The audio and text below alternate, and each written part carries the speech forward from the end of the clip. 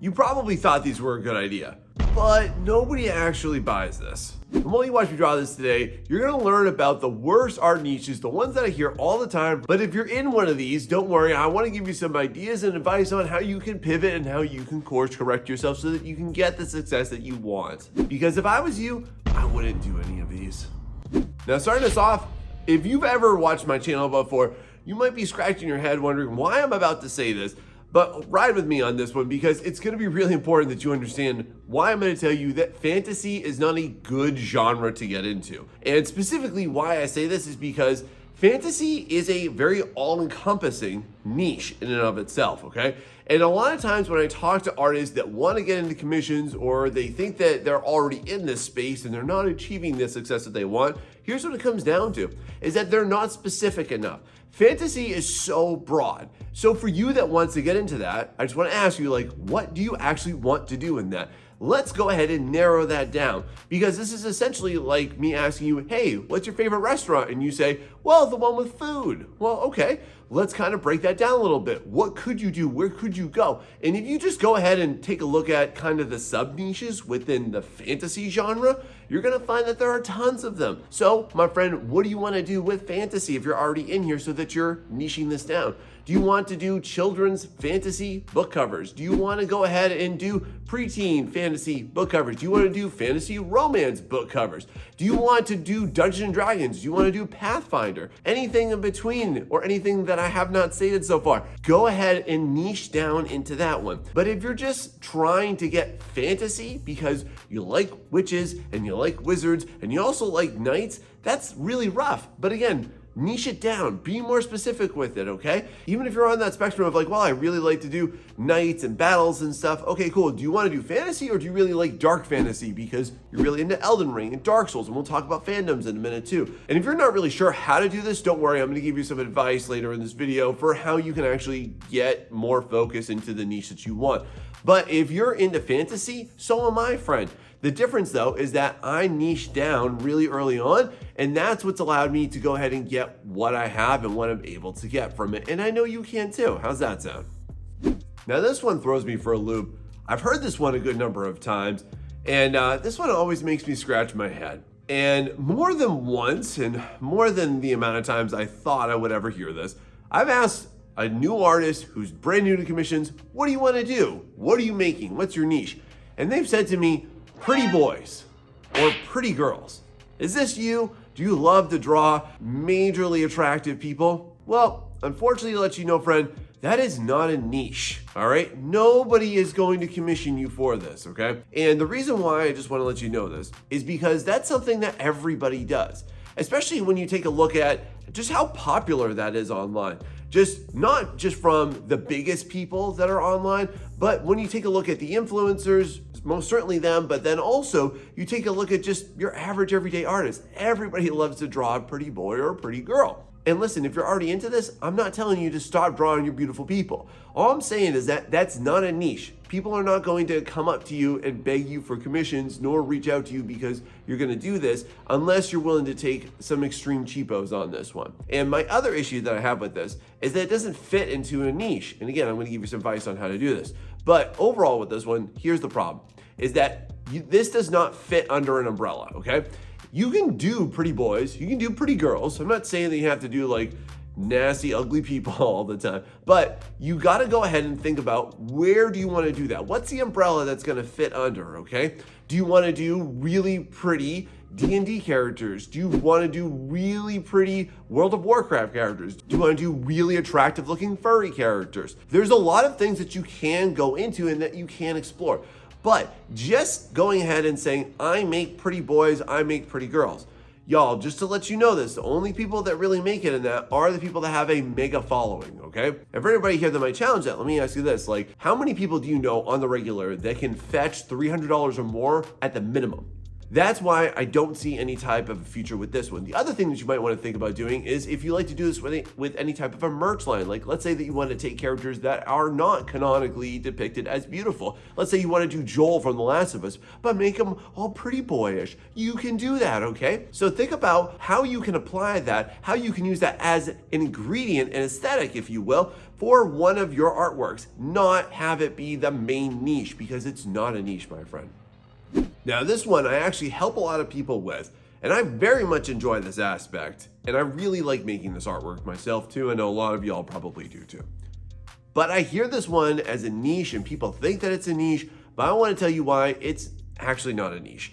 And are you somebody who has ever tried to open up commissions and say, I want to do character designs. I love to make your character, whatever character you got, I'll take it all, baby. So if you're somebody that's into character design, awesome. You can definitely do a lot with that. You can do a lot with that in the freelance market. You can do a lot within the corporate market too. But here's the problem. Character design is not a niche. I know. Just take it easy on that one. Let that one sink in for a second. It's not a niche though, friend, okay? And here's why. Because character design, it fits within a niche, okay? So what you have to do is you have to go ahead and narrow this down. And what this really suffers from is from just overall confusion on what your niche and genre is. And I've been helping people do this for a very long time and trying to figure out exactly what do you do. And I'm gonna give you some advice on how to do this in a bit. But for now, the main thing that I wanna let you know is that if you're doing character design, that's awesome. But like, let's be real, you have characters that you like to do way more than others. Do you like to do more military characters? Do you like to do sci-fi characters? Do you like to do mech characters? Do you like to do robot characters? Do you like to do anthro characters? Do you like to do characters that are within fantasy genres, okay? Now, here's another really powerhouse thing that I really want you to think about. If you're gonna do character design, what sets your character design apart from everybody else? And character design is an obvious ingredient within so many. Like, let's say that you want to work for Magic the Gathering even. Okay? If you were to go ahead and work for them, obviously there's an element of character design within every single one of those cards and characters that we know and love from those series. But that doesn't mean that it alone stands as its own niche. And if you try and enter it like that, we'll talk about why that's really confusing for clients and why no one's gonna buy from you.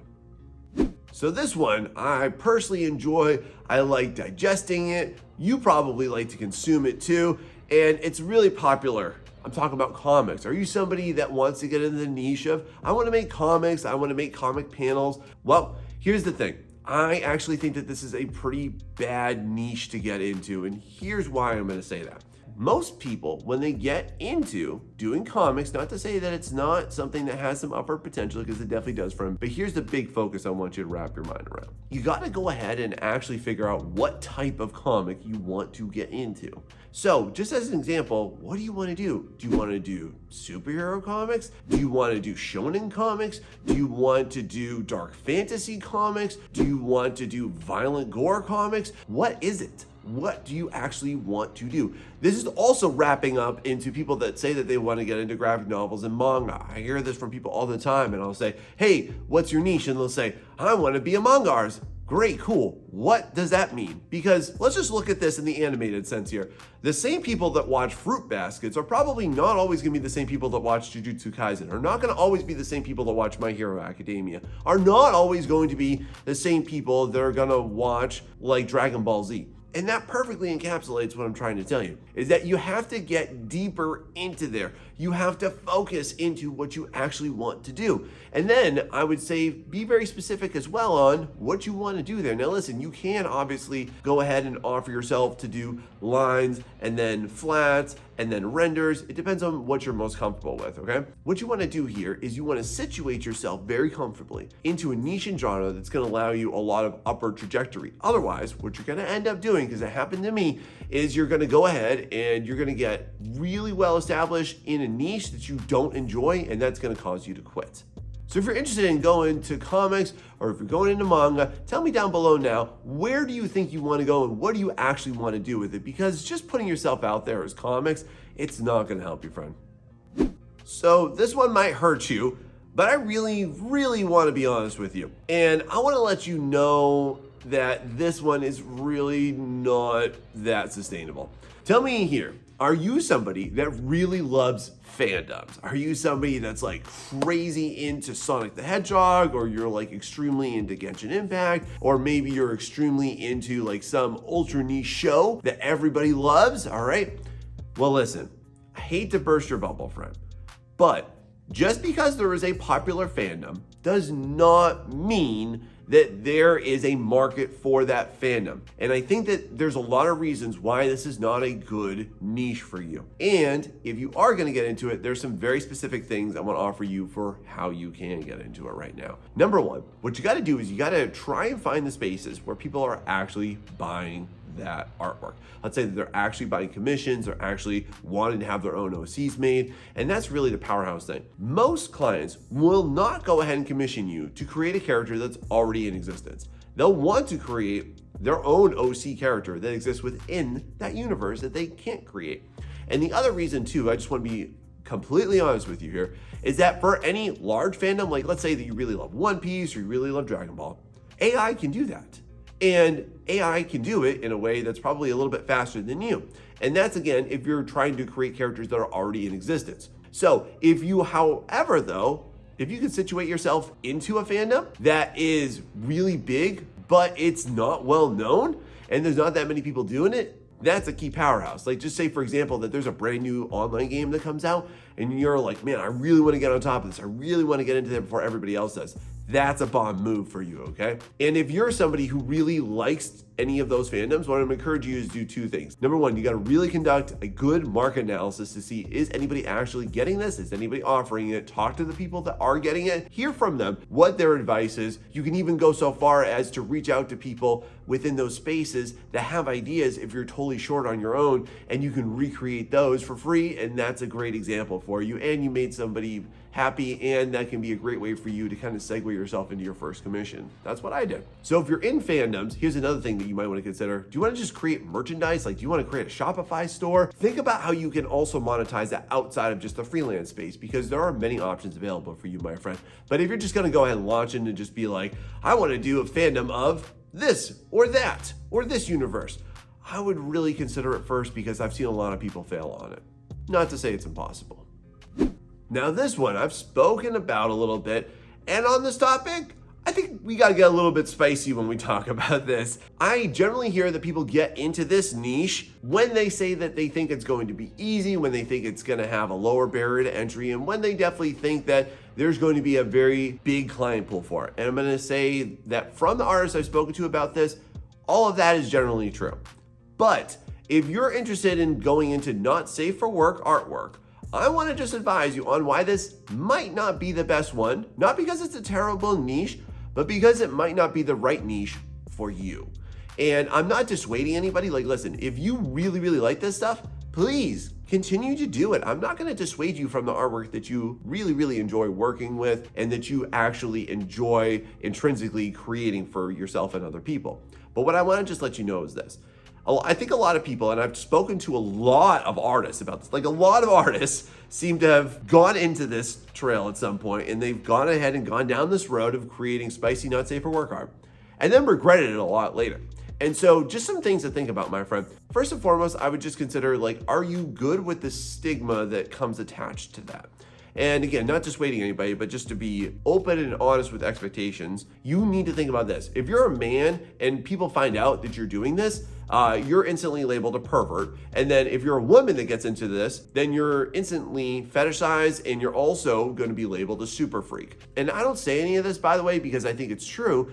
I just observe that this is going to be how people are going to perceive you, and that might not be true for you. This might not be exactly what your personality is, and this is just indeed the type of artwork that you just enjoy to create. And that's okay to have that disassociation.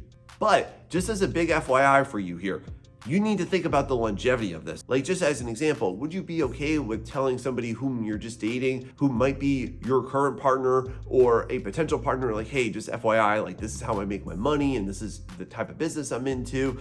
They may or may not be okay with that. Also, you might get yourself in some really hot water with your job. Like, just as an example, if you're a teacher in a public school, I would probably expect you to get fired. And then a lot of companies are also going to look down on that very, very heavily. And so the reason I would say to you that this might not be the niche or genre for you is just simply because of the fact that it might not actually be what you want to get into, but what you think is going to be an easy buck for you.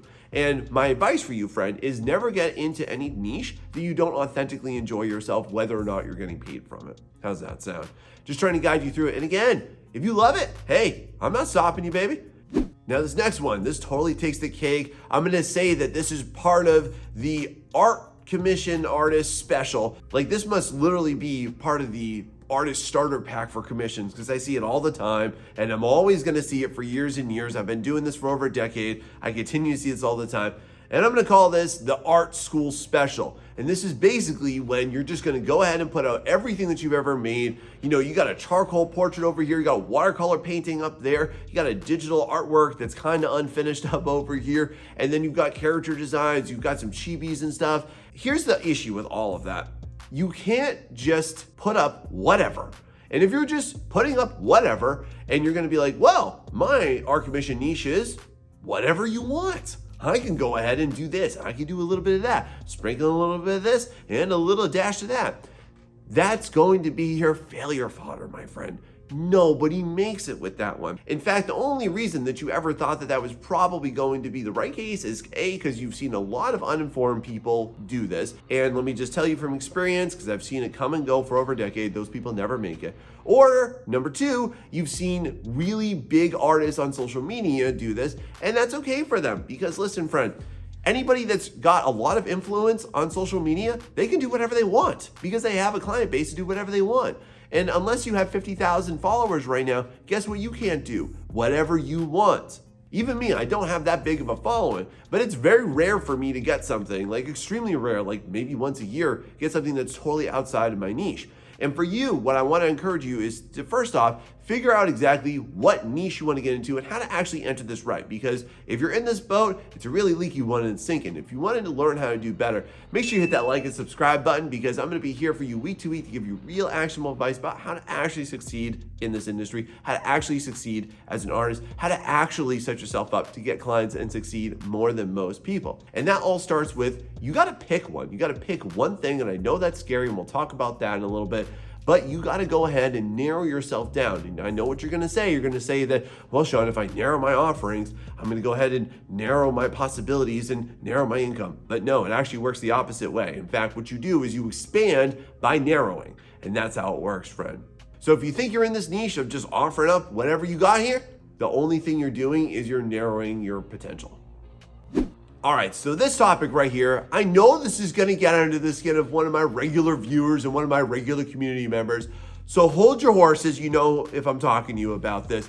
And I see a lot of people do this. I see a lot of people do this within a lot of different spaces, but I wanna tell you why chibis are not a good niche to get into. And the reason why I wanna tell you this, and I'm gonna give you some caveats for how to succeed, don't worry if you're already in here, is this. Generally speaking here, when people do chibis, they have an extremely low perceived value. So if you're in the chibi space, here's my major problem, is that most people that are doing chibis charge ridiculously, disrespectfully low rates. And the thing that I typically see is that, I mean, you can barely afford a McDonald's value meal off of a commission.